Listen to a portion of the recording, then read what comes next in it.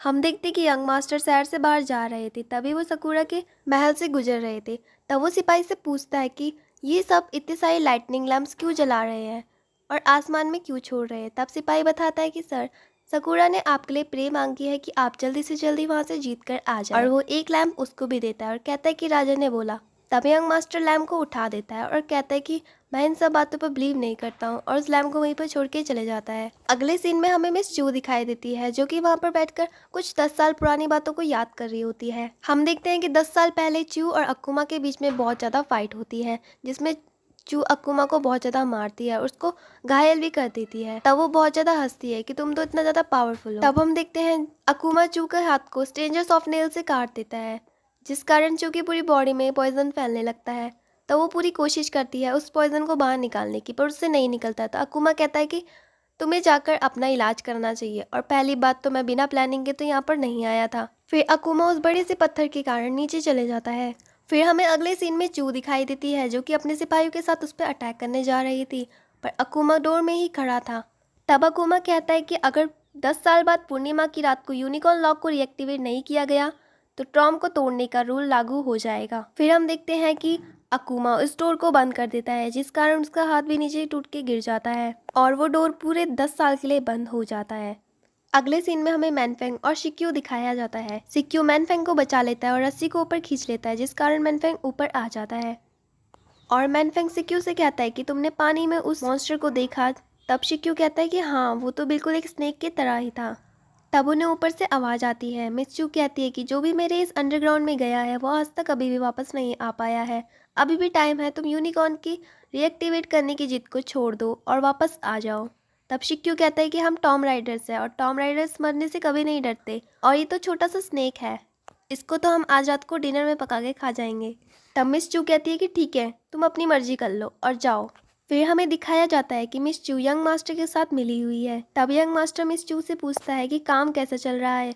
तब चू बताती है कि सारा काम हमारे प्लान की तरह ही हो रहा है, आप चिंता मत करो, वो दोनों के दोनों मेरे बिछाए हुए जाल में फंस चुके हैं। आप कहे तो मैं उन दोनों को अभी जाकर मार दूंगी। तब यंग मास्टर कहता है कि अभी नहीं, जब तक मैं नहीं कहता तब तक तुम उन दोनों को मत मारना, क्योंकि वो हमारे बहुत ज़्यादा काम आ सकते हैं। यूनिकॉर्न लॉक के लिए यूनिकॉर्न आर्म चाहिए, और वो आर्म सिर्फ और सिर्फ शिक्यू के पास है, जो कि उसको 8 साल की ट्रेनिंग के बाद मिला है, और वो ही है जो टैनी को टॉम के गेट को खोल सकता है। इसलिए हमें उन दोनों की ज़रूरत अभी पड़ेगी। जैसे ही हमारा काम हो जाएगा हम उन दोनों को वहीं पर ही मार देंगे। फिर हमें 3 दिन पहले का सीन दिखाया जाता है, जो कि यंग मास्टर मैनफेंग से कहता है अगर तुमने मेरी बात को नहीं माना तो मैं तुम्हारी पूरी फैमिली को मार डालूंगा, और तुम्हें बस मेरा इतना काम करना है कि पूर्णिमा की रात को तुम्हें यूनिकॉर्न आर्म को ख़त्म करना होगा। इसको ख़त्म करने के लिए तुम्हें जो चाहिए होगा मैं तुम्हें वो दूंगा। और यंग मास्टर ये भी बताता है कि हमारे इस काम से सिर्फ और सिर्फ गेट नहीं खुलेगा, बल्कि हमें ट्रेजर भी वो हमारे हाथ लग जाएगा। अगले सीन में हमें मैनफेंग और सिक्यू दिखाई देते हैं। सिक्यू मैनफेंग से पूछता है कि रास्ता तो मैप की तरह है ही नहीं। तब मैनफेंग कहता है कि क्या पता अब रास्ता बदल गया हो, क्योंकि मैप तो बहुत ज़्यादा पुराना है।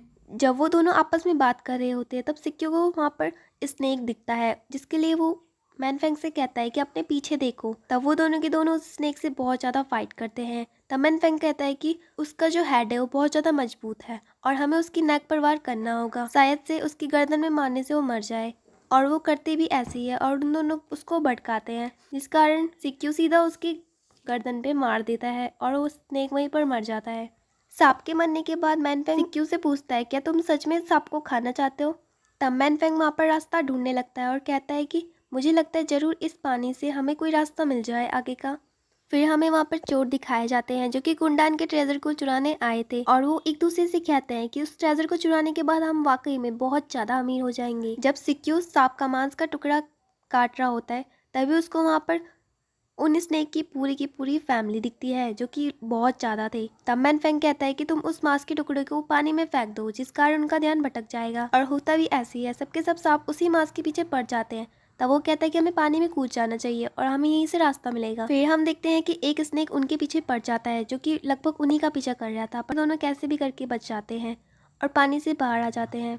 और फिर हमें दिखाया जाता है कि मैनफेंग और सिक्यू अपनी ड्रेस को सुखा रहे होते हैं। तब मैनफेंग सिक्यू से पूछता है कि ये तो वही यूनिकॉर्न आर्म है ना, यूनिकॉर्न लॉक को जो तोड़ सकता है, यूनिकॉर्न लॉक की चाबी। तब बोलता है हाँ ये वही है, और ये मेरे को बिल्कुल 8 साल की मेहनत के बाद मिला है। तब सिक्यू कहता है कि बस मुझे एक बार 9th लेवल का ब्लड मिल जाए। तब मैन फेंग कहता है कि तुम फिर मिस चू का ब्लड क्यों नहीं ले लेते हो। तब सिक्यू कहता है कि मिस चू का ब्लड इन्फेक्टेड है, तुम्हें तो पता ही है ना कि उसकी बॉडी पर सॉफ्ट नेल से अटैक किया गया था। तब मैन फेंग को याद आता है कि उसको यूनिकॉर्न आर्म को डिस्ट्रॉय करना है। तब सिक्यू ये भी कहता है कि मुझे पता है कि 9th लेवल का ब्लड मुझे यहीं पर ही मिला। तब सिक्यू कहता है कि अब तो हमारे कपड़े सूख गए हैं, अब हम यहाँ से चल सकते हैं, चलो चलते हैं।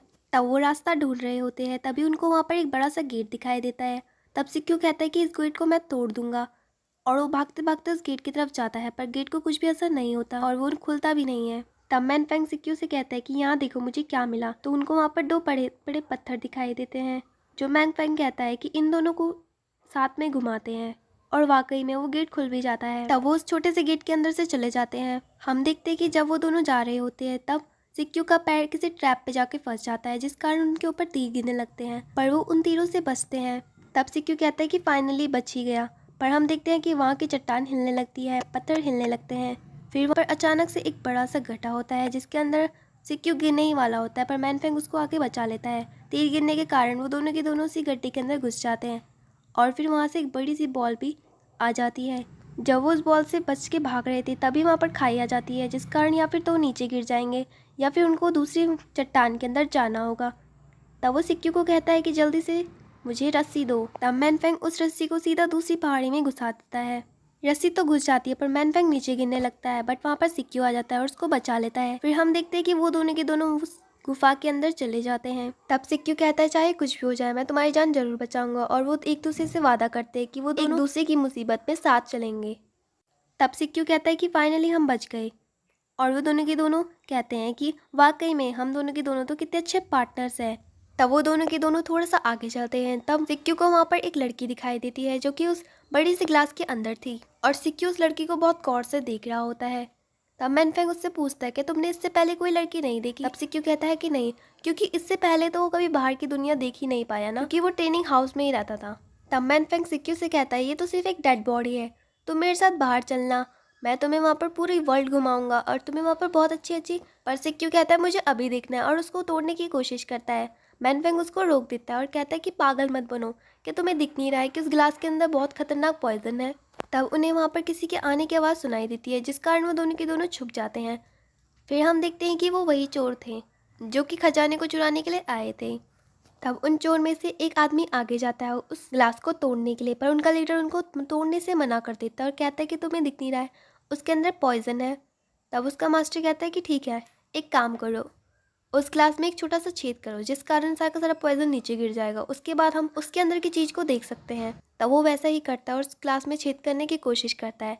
छेद तो नहीं होता, पर वो ग्लास पूरा का पूरा टूट जाता है, जिस कारण वो पूरा एसिड उस लड़के के ऊपर गिर जाता है और वो वहीं पर ही मर जाता है। उसका दोस्त उसको बचाता भी नहीं है और उसके पेट के अंदर चाकू घुसा देता है, जिस कारण वो पूरा मर जाता है। फिर हम देखते हैं कि उनमें से एक आदमी गुफा से आ रही हुई किसी चीज़ को देख के बहुत ज़्यादा डर जाता है, और कोई चीज़ आके उस आदमी को मार देती है। तब हमें एक लड़की की आवाज़ सुनाई देती है, जो कि उस लास्ट आदमी से कहती है कि तुम वहाँ से चले जाओ, नहीं तो मैं तुम्हें मार डालूंगी। तब वो आदमी बचने के कारण पीछे पीछे जाता है, पर वो सीधा खाई में गिर जाता है। फिर हम वहाँ पर पहली बार उस लड़की का फेस देखते हैं, तो ये भी हमारी सीरीज़ की one of the main character है। वाकई में वो लड़की बहुत ज़्यादा खूबसूरत होती है। फिर हम देखते हैं उसी आदमी को जो कि खाई में गिर रहा था, मरते मरते वो वहाँ पर एक क्रैकर फोड़ देता है, जिस कारण राजा के बेटे को पता चल जाता है कि वहाँ पर कुछ तो गड़बड़ है। इसलिए वो अपने और भी सैनिकों को भेज देता है, क्योंकि वो वहाँ का सोना लेना चाहता था। अगले सीन में हम उसी लड़की को देखते हैं, जो कि अपने उसी ग्लास को लेके कहीं जा रही थी। और ये एपिसोड आज यहीं पर ही ख़त्म होता है।